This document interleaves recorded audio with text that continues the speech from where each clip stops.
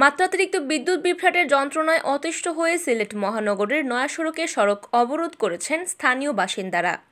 তবে এর প্রায় 15 মিনিট পর বিদ্যুৎ চলে আসলে তারা অবরোধ তুলে নেন। রবিবার 16 এপ্রিল রাত 11:30টার দিকে এই ঘটনা ঘটে। স্থানীয়রা জানান, ওই এলাকায় রবিবার ইফতারের আগ থেকেই বিদ্যুৎ ছিল না। বিদ্যুৎহীন অবস্থায় তারা ইফতার করেছেন এবং তারাবির নামাজও পড়েছেন। পরে রাত 11টার দিকে বাধ্য হয়ে তারা সড়কে অবরোধ করেছেন। তবে অবরোধ শুরু হওয়ার 15 মিনিটের মধ্যেই বিদ্যুৎ চলে আসায় তারা সড়ক থেকে সরে যান।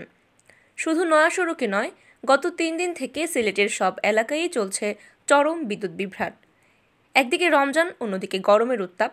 এমন পরিস্থিতিতে গত কয়েকদিন ধরেই সিলেটে বিদ্যুৎ থাকছে না ঘন্টার পর ঘন্টা।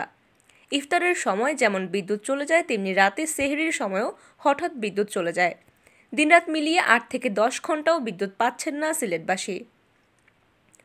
এতে চরম ভোগান্তিতে আছেন সিলেটের মানুষ। সংশ্লিষ্টরা বলছেন, সিলেটে চাহিদার অর্ধেকের চাইতেও কম বিদ্যুৎ সরবরাহ করা হচ্ছে।